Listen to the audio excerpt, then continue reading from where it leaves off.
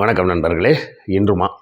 இன்றுமால நாம் இன்றைக்கி புத்தாண்டு புதிய ஆண்டில் காலடி எடுத்து வைத்திருக்கிறோம். 2024 ஒரு புதிய தொடக்கமாக இருக்கட்டும். எல்லோரும் சொல்வதைப் போலவே நாமும் சொல்வோம். நல்ல விஷயத்தை சொல்கிறதுக்கு மற்றவங்கள மாதிரியே சொல்லணும்னு அவசியம் இல்லை அப்படின்லாம் யோசிக்க வேண்டாம். தாராளமாக நாமும் எல்லோரையும் போலவே எல்லாம் நன்மையாக இந்த ஆண்டு தொடங்கட்டும். தோல்விகள் வருமா அப்படின்னா வரட்டும். வந்தாலும் ஒரு பிரச்சனையும் இல்லை. தோல்விகளையும் தாங்கி அதை எதிர்கொண்டு வெற்றி கண்டு முன்னேறுங்கள். தோல்வியை கண்டு என்றைக்குமே பயப்படாதீங்க அப்படிங்கிறது தான் நான் என்னுடைய நண்பர்களுக்கும் சரி எல்லாருக்குமே சொல்லக்கூடிய ஒரு விஷயம். அதுதான், தோல்வி வரக்கூடாதுன்னு மட்டும் நினைக்காதீங்க. தோல்வி தாராளமாக வரட்டும். வந்தாலும் அதை எப்படி எதிர்கொள்வது, அதை எப்படி கையாள்வது, அதிலிருந்து எப்படி மீண்டு வருவது, அதை எப்படி தாண்டி வருவது, அதற்குரிய மன தைரியம் தான் வேணும். சரிங்களா? ஸோ இந்த புத்தாண்டில் தோல்விகள் வந்தாலும் அதை தாங்கிக் கொள்ளும் உரத்துடன் நீங்களும் பயணியுங்கள். எல்லாமே நல்லா நடக்கும். ஒன்றும் கவலைப்படாதீங்க. புத்தாண்டு வாழ்த்துக்கள். சரி, நேராக சந்திக்கலாமா அப்படின்னு போட்டிருக்கீங்களே, என்ன சார் விஷயம் அப்படின்றீங்களா? வேற ஒன்றும் இல்லை. வரக்கூடிய 3ஆம் தேதி, அதாவது நாளை மறுநாள் முதல் சென்னை YMCA மைதானத்தில் புத்தக திருவிழா நடைபெறுகிறது. சென்ற முறை புத்தக திருவிழாவில் நமக்கு அரங்கம் கிடைக்கவில்லை. அரங்கம் தரேன்னு சொல்லி கடைசி நிமிஷம் வரை இழுத்தடிச்சு அப்புறம் இல்லைன்ட்டாங்க. அப்புறமா ஒரு ரேக் மாதிரி ஒன்று தரேன் அப்படின்னு சொல்லி கொடுத்தாங்க. அது ஒரு மூலையில் கொண்டு போய் கொடுத்துருந்தாங்க. அதுக்கு டோட்டலாகவே வேஸ்ட்டு. போன வருஷம் தொடங்கும் போதே மிகப்பெரிய நஷ்டத்தோடு தான் தொடங்கினோம். சரியா? அதுபோல் இல்லாமல் இந்த ஆண்டாவது நாம் வெற்றி பெறுவோம் அப்படின்ற ஒரு கொஞ்சம் முயற்சி செய்து அரங்கம் கிடைத்து விட்டது. அதுவும் 2 ஸ்டால். அப்படின்னால லென்த்தாக கிட்டத்தட்ட 18 ஸ்கொயர் மீட்டர், இல்லைன்னா 200 சதுர அடி அப்படின்னு சொல்லக்கூடிய அளவுக்கு ஒரு பெரிய ஸ்டால் கொடுத்துருக்குறாங்க. அந்த ஸ்டாலில் தோழர் அமுதாவும் இருப்பாங்க. நானும் சாயங்காலத்தில் பார்த்திங்கன்னா 6 மணிலேருந்து சுமார் ஒரு 8-8:30 வரை, அந்த க்ளோசிங் டைம் வரை நானும் அங்கே தான் இருப்பேன். நேரில் வந்தீங்கன்னா சந்திக்கலாம். நம்ம தோழர் உமாபதியும் நேரம் கிடைக்கும்போது வரேன் இருக்கிறாரு.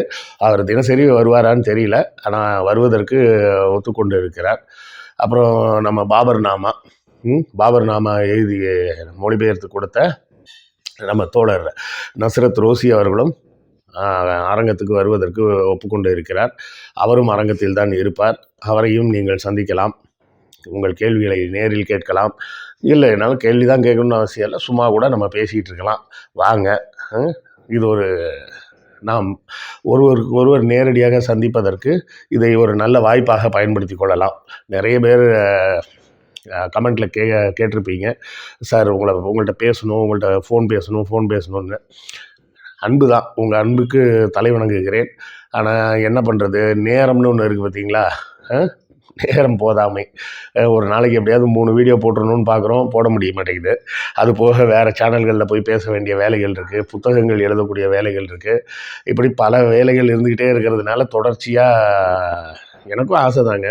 ஒருத்தர் நம்மக்கிட்ட அன்பாக பேசணும்னு சொல்லும்போது அதெல்லாம் முடியாது அப்படின்னு சொல்கிற அளவுக்கு நம்ம என்ன இதுவா? அப்படிலாம் ஒன்றும் கிடையாது. நேரம் போதவில்லை என்பது தான் காரணம். இந்த புத்தக கண்காட்சி என்பதை ஒரு சாக்காக வைத்துக்கொண்டு எப்படி இருந்தாலும் ஒரு 2 மணி நேரமாவது கண்டிப்பாக அங்கே உட்கார்றதுன்னு நானும் முடிவு பண்ணியிருக்கேன். அந்த 2 மணி நேரத்தில் கண்டிப்பாக நாம் ஒருவர் சந்தித்து பேசலாம். நீங்கள் போதும்னு சொல்கிற அளவுக்கு உட்காந்து பேசலாம்னு வச்சிங்களேன். ஏன்னா அங்கே நேரம் இருக்கும். ஸ்டாலில் சும்மா தான் உட்காந்துருக்க போகிறோம். உட்காந்துருக்கிற நேரத்தில் நேரில் வந்தீங்கன்னா நேரில் நம்ம சந்தித்து பேசலாம். இதை ஒரு வாய்ப்பாக பயன்படுத்தி கொள்ளுங்கள். ஸ்டாலுக்கு புக்கு வாங்கியே தீரணும்லாம் நம்ம சொல்லலை. விருப்பம் இருந்தால் வாங்குங்க, வாங்காத புத்தகங்களை வாங்குவது என்றால் வாங்குங்க. பண வசதி எல்லாமே இருக்குல்ல, பண பிரச்சனைகள் எல்லாமே இருக்கும். ஸோ அதையெல்லாம் பொறுத்து உங்களால் முடிந்தால் வாங்குங்க, முடியலைனாலும் வாங்க. புத்தகங்களை பாருங்கள். எங்கள் புத்தகங்களை மட்டும் நான் சொல்லலை, எல்லா ஸ்டாலும் போய் பாருங்கள். பல்வேறு நூல்கள் ஒரே இடத்துல சுமார் 800 அரங்குகளுக்கு மேலாக போட்டு ஒரு பெரிய முன்னெடுப்பை அந்த பபாசி நிறுவனம் செய்து கொண்டு இருக்கிறது. அந்த இதில் நீங்களும் கலந்துக்கிட்டு உங்கள் குழந்தைகளோடு நீங்கள் முதல்ல புத்தகங்களை வாங்கி படிக்க ஆரம்பிச்சிங்கன்னா தான் அதை பார்த்து தான் உங்கள் பிள்ளைகளும் படிப்பாங்க. நிறைய பேர் என்கிட்ட கேட்பாங்க, இதெல்லாம் எப்படி சார் இவ்வளவும் படிக்கிறீங்க அப்படின்னு. வேறு ஒன்றும் இல்லை, எங்கள் அம்மாவும் அப்பாவும் நிறைய புக்கு படிப்பாங்க, அவ்வளோதான் விஷயம். எங்கள் அம்மா வந்து பொதுவாக பார்த்திங்கன்னா வெறும் கதை புத்தகங்கள் தான் படிப்பாங்க, நான் ஃபிக்ஷன்லாம் அதிகமாக படிக்க மாட்டாங்க. அப்பா வந்து நான் ஃபிக்ஷனும் படிப்பார், ஃபிக்ஷனும் படிப்பார். ஸோ அவங்க 2 பேரும் வீட்டில் படிக்கிறத பார்த்து தான் எனக்கு அந்த புத்தகங்கள் படிக்கக்கூடிய பழக்கங்கள் அப்படின்றது உருவானது. 4ஆம் கிளாஸ் படிக்கும்போது இருந்தே புக்ஸ் எல்லாம் வாசிக்க ஆரம்பிச்சாச்சு. நான் என்ன வாசிச்சிருப்பேன் அப்படின்றீங்களா, ஒன்றும் பெருசாக கிடையாது. அம்புலி மாமா, ரத்னபாலா, பாலமித்ரா அப்படின்னு இந்த குழந்தைகள் புத்தகம் தான் 4ஆம் வகுப்பில் இருந்து படிக்க ஆரம்பிச்சது. ஆனால் ஒரு 6ஆம் வகுப்பு 7ஆம் வகுப்பு வரும்போதே அதுலேருந்து கொஞ்சம் நவுந்து அதுக்கு அடுத்த கட்டமாக சாண்டில்யன் இந்த மாதிரி கதைகள்லாம் படிக்க ஆரம்பித்து ஒரு 10, 11 வகுப்பெல்லாம் தாண்டும் போது ஆங்கில கதை புத்தகங்கள்லாம் படிக்க ஆரம்பித்து கல்லூரி வரும்போது தான் கொஞ்சம் கொஞ்சமாக நான் ஃபிக்ஷன் சைடு வந்து கடைசியாக இப்போ பார்த்திங்கன்னா கடந்த ஒரு 20 ஆண்டுகளில் சொல்லலாம் நம்ம. அதாவது ஒரு 2000க்கு அப்புறமே பார்த்திங்கன்னா நான் நான் ஃபிக்ஷன் படிக்கிறது போயிடுச்சு. பெரிதாக இந்த கலை இலக்கியம் அப்படின்ற மாதிரி கதை புத்தகங்கள் எல்லாம் படிக்கிறது பழக்கமே இல்லாமல் போச்சுன்னு சொல்கிறத விட அதெல்லாம் கொஞ்சம் போர் அடிக்க ஆரம்பிச்சிருச்சு. ஒரு கதையை எடுக்கும்போதே இதுக்கு அடுத்தால இந்த மாதிரி தான் காட்சிகள் வரப்போகுது அப்படின்ற மாதிரி நமக்கு தோணிக்கிட்டே இருக்கும். அதே போலவே எல்லா காட்சிகளும் வந்துக்கிட்டே இருக்கும். அதனால் அந்த கதைகளில் இருக்கக்கூடிய அந்த சுவாரஸ்யத்தை நான் இழந்துட்டேன். அதை ரசிக்கக்கூடிய சுவாரஸ்யத்தை இழந்துட்டேன். கதை புத்தகங்கள் மோசம்லாம் நான் சொல்ல மாட்டேன். அதான் என்கிட்ட ஒரு தம்பி ஒருத்தர் கேட்டார், எந்த புக்குனா நான் எடுத்து படிக்க ஆரம்பிக்கிட்டோன்னு. எதை வேணால் எடுத்து படியும், எனக்கு பான் ஸ்டோரிஸ் தான் ரொம்ப பிடிக்கும். சரி அதையாவது படி அப்படின்னு. என்ன சார் செக்ஸு கதையெல்லாம் படிக்க சொல்கிறீங்க அப்படின்றீங்களா? அப்படிலாம் கிடையாது, எல்லாமே ஒரு ஜானர், அவ்வளோதான். அது கொஞ்ச நாள் படிக்க என்ன ஆகும், போர் அடிச்சிடும். வேறு ஒன்றும் இல்லை, போர் அடிக்க ஆரம்பிச்சிடும். அதை விட்டுட்டு அதுக்கு அடுத்த கட்டத்துக்கு நகர ஆரம்பிச்சிருவாங்க. ஸோ எதையோ ஒன்று படிக்கிறது அப்படின்றது ஒரு பழக்கமாக உருவாக்கி கொண்டால் அது நம்மளை கொஞ்சம் கொஞ்சமாக நகர்த்தி டஃப்பான சப்ஜெக்ட்ஸ் எல்லாம் படிக்கிறதுக்கு உண்டான ஏரியாவுக்குள்ளே நம்மளை கொண்டு போய் விட்டுரும். ஏன்னா ஒரு கட்டத்துக்கு மேலே பார்த்திங்கன்னா இதெல்லாம் போர் அடிக்கும். ஒன்று நீங்கள் படிச்சுட்டு இருக்கிறதெல்லாம் போர் அடிக்க ஆரம்பிச்சிடும். அதுக்கப்புறம் ரொம்ப ஸ்ட்ராங்கான சப்ஜெக்டுக்குள்ளே போக ஆரம்பிச்சிருவீங்க. அந்த புத்தகம் படிக்கக்கூடிய அந்த பழக்கம்ன்றது தொடர்ச்சியாக வந்துடும். அதைத்தான் நம்ம சொல்கிறது. இதைத்தான் படிக்கணும் அதைத்தான் படிக்கணும்லாம் கிடையாது. உங்களுக்கு எது விருப்பமோ அதை படிங்க. ஒருத்தர் கேட்டார், சமையல் குறிப்பு படிக்கலாமான்னு. தாராளமாக படிங்க, என்ன தப்பு? சமையல் குறிப்பு படிக்க அது ஒரு கட்டத்தில் கொண்டாந்து இது போதும் வேறு ஏதாவது படிப்போன்னு உங்களை நகர்த்த ஆரம்பிக்கும். சமையல் குறிப்பில் ஆரம்பித்து என்ன பண்ணுவீங்க, நியூட்ரிஷன் இதெல்லாம் படிக்க ஆரம்பிப்பீங்க. நியூட்ரிஷன்லேருந்து சயின்ஸுக்கு வந்துடுவீங்க. அப்படியே எங்கே ஆரம்பித்தோன்னே தெரியாமல் இன்னொரு இடத்துக்கு வந்து நிற்பீங்க. புரியுதா? அப்போ பான் படித்தா தப்புன்னு சொல்கிறாங்களே சார், அது சொல்கிறவங்க சொல்லிட்டு போகிறாங்க. பான் படித்தா என்ன ஆகும், கொஞ்ச நாள் அந்த செக்ஸ் கதைகளை படிச்சுக்கிட்டு இருப்பீங்க. அதுக்கப்புறம் அதை தாண்டி செக்ஸ் சம்மந்தப்பட்ட விஞ்ஞான புத்தகங்கள்லாம் படிக்க போயிடுவீங்க. விஞ்ஞான ரீதியிலான புத்தகங்களை அதே சப்ஜெக்ட்லேயே படிச்சுட்டு இருந்தால் கூட அதில் இன்னும் கொஞ்சம் மேம்பட்ட புத்தகங்களை படிக்க போயிடுவீங்கன்றது தான் கருத்துன்றதை புரிஞ்சுக்கிங்க. அதாவது சப்ஜெக்ட் வந்து நமக்கு எது இன்ட்ரெஸ்ட்டோ அந்த சப்ஜெக்டை படிங்க. யாரோ ஒருத்தரை பார்த்துட்டு இவரை மாதிரி நம்ம படிக்கணும்லாம் ஆசைப்படாதீங்க. யாரை போலவும் நீங்கள் இருக்க வேண்டிய அவசியம் இல்லை. நீங்கள் உங்களைப் போலவே இருங்கள், அவ்வளோதான் நான் சொல்லுவேன். இது வந்து நான் சொன்னது இல்லை, எங்கள் அம்மா சொன்னது. நான் கொஞ்ச நாள் இந்த மீசையெல்லாம் கொஞ்சம் பெருசாலாம் வச்சுக்கிட்டு இருந்தேன். எதுக்காகனா பார்த்தா என் தந்தையாரின் பழைய புகைப்படத்தை பார்த்தாலும் நான் அந்த மாதிரி மீசையெல்லாம் வச்சுருக்கும்போது பார்த்தா அவரது உருவத்தை ஒத்து இருக்கிற மாதிரியே இருந்தது என் உருவம். அவர் உருவத்தை ஒத்து தானே இருப்பேன். அப்போ எங்கள் அம்மா தான் சொன்னாங்க, நீ எதுக்கு அப்பா மாதிரி இருக்கணும், நீ அப்பா மாதிரி கூட இருக்கக்கூடாதுடா, நீ உன்ன மாதிரியே இரு அப்படின்னு சொன்னாங்க. அதுக்கப்புறம் தான் சரின்னு அந்த மீசையெல்லாம் கட் பண்ணி நார்மலுக்கு வந்துட்டேன்னு வச்சுக்கிங்களேன்.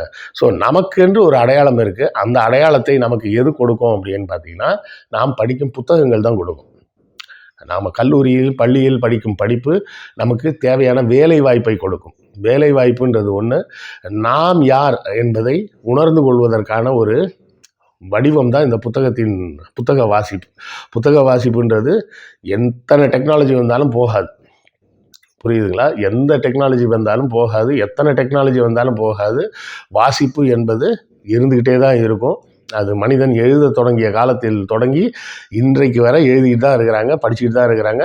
அவ்வளோத்தையும் நம்ம ஒரே வாழ்நாளில் படித்து முடிச்சிடவும் முடியாது. அதனால் உங்களுக்கு எது பிடிச்சிருக்கோ அதை தொடர்ந்து வாசிங்க. தவறாமல் புத்தக கண்காட்சிக்கு வாங்க, நேரில் சந்திப்போம். என்னை சந்திப்பதற்கு எத்தனை பேர் ஆர்வமாக இருக்கிறார்கள் என்று தெரிந்து கொள்ள நானும் ஆவலோடு இருக்கிறேன். ஜனவரி 3ஆம் தேதி தொடங்கி ஜனவரி 21 வரை மொத்தம் 19 நாட்கள் நடக்குது. அதில் நடுவில் 3 சனி ஞாயிறு வேறு வரும். ஸோ மற்ற நாளில் வர முடியலனாலும் சனி ஞாயிறில் வரலாம். பொங்கல் விடுமுறை வரும், பொங்கல் விடுமுறையில் வரலாம். மற்றபடி எல்லா நாட்களும் கண்டிப்பாக 6 முதல் 8 மணி வரை நான் அங்கே தான் இருப்பேன். தோழர் நஸ்ரத் ரோசியும் வருவாங்க, தோழர் அமுதா வருவாங்க, நம்ம உமாபதியும் வருவார். அவரது நூல்களும் நமது ஸ்டாலில் தான் அவைலபிளாக இருக்கும். நம்ம ஐயா பிரகஸ்பதி பேசினதெல்லாம் பார்த்துருப்பீங்க. அவரோட குறுகுமுண்டு நூலும் அங்கே அவைலபிளாக இருக்கும். புத்தகங்கள் வாங்கினால் மகிழ்ச்சி, அவ்வளோதான், வேறு ஒன்றும் கிடையாது. நீங்கள் வந்தால் தான் மகிழ்ச்சி, புத்தகங்கள் வாங்கினால் அடிஷ்னல் மகிழ்ச்சி. அதனால் புத்தகம் வாங்கலைன்னா எங்களுக்கு வருத்தம்லாம் எதுவும் கிடையாது. நேராக வாங்க, சந்திப்போம், ஒருவருக்கு ஒருவர் பார்ப்போம், உரையாடுவோம். அதற்கு இந்த புத்தக கண்காட்சியை ஒரு வாய்ப்பாக பயன்படுத்தி கொள்வோம். அதனால் அனைவரையும் தவறாமல் புத்தக கண்காட்சிக்கு வரும்படி கேட்டுக்கொள்கிறேன். வெளியூரில் இருக்கும் நண்பர்கள் அந்த காலகட்டத்தில் சென்னைக்கு வர வாய்ப்பு இருந்தால் நீங்களும் தவறாமல் புத்தக கண்காட்சிக்கு வாங்க, சந்திப்போம். உங்கள் அனைவரையும் சந்திப்பதற்கு நாங்கள் அனைவரும் ஆவலோடு காத்து கொண்டு இருக்கிறோம். அடுத்த காணொளியில் சந்திப்போம். நன்றி, வணக்கம். உங்களுக்கு இந்த வீடியோ பிடித்திருக்கும் என்று நம்புகிறோம். இந்த சேனலை சப்ஸ்கிரைப் செய்யுங்கள். எங்கள் வீடியோவை உங்கள் நண்பர்களுக்கு ஷேர் செய்யுங்கள். எழுத்தாளர் கிருஷ்ணவேலின் நூல்களை தமிழ்நூல் மன்றம் வெப்சைட் மூலமும் வாங்கலாம், வாட்ஸ்அப் மூலமும் வாங்கலாம். இரண்டுக்குமான லிங்க் டிஸ்கிரிப்ஷனில் உள்ளது. நன்றி.